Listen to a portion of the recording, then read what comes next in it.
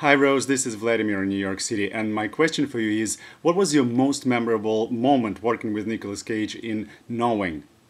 I think the sequence where we were, where he kind of confronts me, and we shot this scene on top of a kind of deck in the middle of Melbourne, and we had sort of rehearsed it in a certain way, and Nicolas just threw me a really kind of crazy curveball and decided to do the scene in another way that I wasn't really, it's just, you know, sort of between actors, but that was really exciting because it was spontaneous and instinctual and kept me on my toes, and I had to think, you know, it wasn't by the numbers at all, not to make a bad joke about the movie, but so for me that was probably my most memorable experience of working with Nicolas.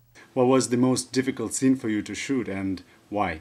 The scene where my daughter and his son are taken away in the car, unbeknownst to me because I'm hysterical on the phone talking to Nicolas's character, that scene was very traumatic because any mother losing a child, obviously, you know, it's just so horrendous. So, and that was shot in the middle of the night. It was very freezing, so the environment was a little, you know, uncomfortable as well. But that was probably the hardest because when, you know, if you're really doing that properly, it's pretty devastating.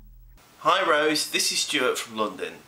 Now, in Knowing, the end of the world is predicted in a message.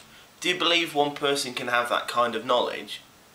I don't really personally believe that. No, I mean, since the beginning of time, there have been, you know, kind of, you know, prophecies in numbers. They're kind of a dime a dozen, really, and that's what they say in the movie. And I guess I sort of believe that, but I believe that the environment is in huge danger, and you know, I trust scientists more than anybody else, and I think if that isn't kind of dealt with, then no, you know, we're obviously the world's going to change, you know, indefinitely. My follow-up question is that with Knowing and 28 Weeks Later, you've been in a couple of apocalyptic movies. Do you ever worry that the end is near? Yeah, I definitely do. No, I'm pretty practical in the sense of, you know, carbon footprint of humanity and all of those sorts of things of the kind of damage that we've already done. And I remember being in England and there was this huge fear that bird flu was going to break out, this kind of flu that was coming from, you know, chickens and geese and ducks and things, and that they were saying was going to wipe out England.